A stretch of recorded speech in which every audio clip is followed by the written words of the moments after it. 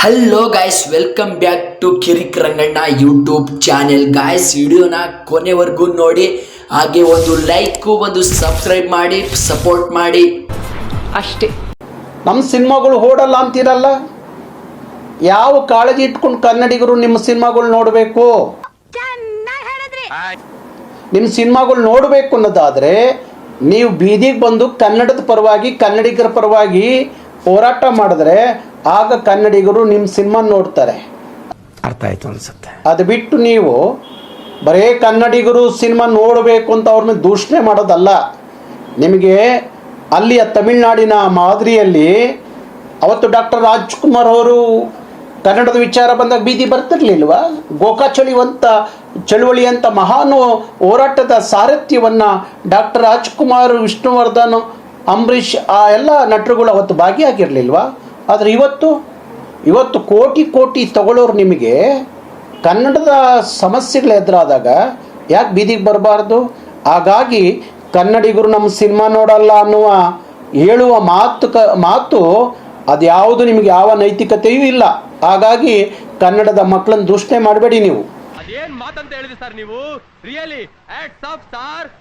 Sir, ಮೊನ್ನೆ ಅಂದ್ರೆ ಕೊಡಗಿನ ಮಹಿಳಾ ನಟಿ ಅಂದ್ರೆ ಹೀರೋಯಿನ್ ಅನಿಸ್ಕೊಂಡಿರುವಂತವ್ರು ಮೊನ್ನೆ ಆಂಧ್ರದಲ್ಲಿ ನಡೆದಂತ ಕಾರ್ಯಕ್ರಮದಲ್ಲಿ I am from Andhra Pradesh ಅಂತಂದ್ರೆ ಕನ್ನಡದಲ್ಲೇ ಮೊದಲ ಸಿನಿಮಾ ಮಾಡಿ ಕನ್ನಡದ ನಟಿಯಾಗಿ ಎಲ್ಲೋ ಕಾರ್ಯಕ್ರಮ ನಡೆದಂತ ಸಂದರ್ಭದಲ್ಲಿ ನಾನು ಕನ್ನಡದವಳು ಕರ್ನಾಟಕದವಳು ಅಂತ ಹೇಳ್ಕೊಳ್ಳಿಕ್ಕೂ ಕೂಡ ಹಿಂದೆ ಸರಿತಿರುವಂಥದ್ದು ಎಷ್ಟರ ಮಟ್ಟಿಗೆ ಸರಿ ಅಂತ ಸರ್. ರಶ್ಮಿಕಾ ಮಂದಣ್ಣ ಅವ್ರ ಮೊನ್ನೆ ಒಂದು ಕಾರ್ಯಕ್ರಮದಲ್ಲಿ I am from Andhra Pradesh ಅನ್ನೋಂಥ ಹೇಳಿಕೆಯನ್ನು ಕೊಟ್ಟಿರುವಂಥದ್ದು. ನಾನು ಇಚ್ಛಿತಿಗೆ ಆಂಧ್ರ ಪ್ರದೇಶದಲ್ಲಿ ನಡೆದಂಥ ಒಂದು ಕಾರ್ಯಕ್ರಮವನ್ನು ವೀಕ್ಷಣೆ ಮಾಡ್ತಾ ಇದ್ದೆ. ಚಲನಚಿತ್ರಕ್ಕೆ ಸಂಬಂಧಪಟ್ಟಂಥ ಕಾರ್ಯಕ್ರಮ. ಅಲ್ಲಿ ರಶ್ಮಿಕಾ, ಕೊಡಗಿನ ಹೆಣ್ಣು ಮಗಳು, ಇವತ್ತೇನು ಕನ್ನಡದಿಂದ ರಾಷ್ಟ್ರದ ಅನೇಕ ಭಾಷೆಗಳಲ್ಲಿ ಸಿನಿಮಾ ಮಾಡ್ತಿರುವಂಥ ಮೂಲತಃ ಕೊಡಗಿನ ಕನ್ನಡದ ಅಪ್ಪಟ ಕನ್ನಡದ ಹೆಣ್ಣುಮಗಳು ಮೊನ್ನೆ ಕಾರ್ಯಕ್ರಮದಲ್ಲಿ ಒಂದು ಹೇಳಿಕೆ ಕೊಡ್ತಾಳೆ. ನಾನು ತೆಲುಗಿನ ಆಂಧ್ರ ಪ್ರದೇಶದ ಹೆಣ್ಣು ಮಗಳು ಅಂತ ಹೇಳಿಕೆ ಕೊಡ್ತಾಳಲ್ಲ, ಒಂದಷ್ಟು ನೀವು ಚಿಗುರಿದಷ್ಟೇ ನಿಮಗೊಂದಷ್ಟು ಬೇರೆ ಬೇರೆ ಭಾಷೆಗಳಲ್ಲಿ ಅವಕಾಶ ಸಿಕ್ಕಿದ ತಕ್ಷಣ ಕನ್ನಡದ ನಾಡನ್ನು ಮರಿತೀರಿ ಅಂದರೆ ನೀವೆಂಥ ಮೀರ್ ಸಾಧಕರಿದ್ದೀರಿ ಅಂತೇಳಿ ನಮ್ಗೆ ಅನಿಸುತ್ತೆ.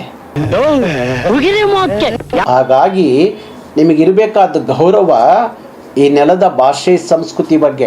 ನೀವೆಷ್ಟೇ ದೊಡ್ಡ ವ್ಯಕ್ತಿಗಳಾಗಿ ಬೆಳೆದರೂ ಸಹ ಆ ನೆಲದ ಋಣವನ್ನು ತೀರಿಸುವಂಥದ್ದು ನಿಮ್ದು ಆಗಬೇಕಾಗತ್ತೆ. ಹಾಗಾಗಿ ಇನ್ಮೇಲಾದ್ರೂ ಏನು ಕುವೆಂಪು ಹೇಳ್ತಾರಲ್ಲ, ಎಲ್ಲೇ ಇರು ಹೇಗೆ ಇರು ಎಂದೆಂದಿಗೂ ನೀ ಕನ್ನಡವಾಗಿರು ಅಂತೇಳಿ, ಅದನ್ನು ಚೆನ್ನಾಗಿ ಅರ್ಥ ಮಾಡ್ಕೊಳ್ಳಿ. ಸಿಸ್ಟರ್, ಇನ್ವೆಸ್ಟಿಗೇಷನ್ ಬಹಳ ಸೀರಿಯಸ್ ನಡೀತಾ ಇದೆ.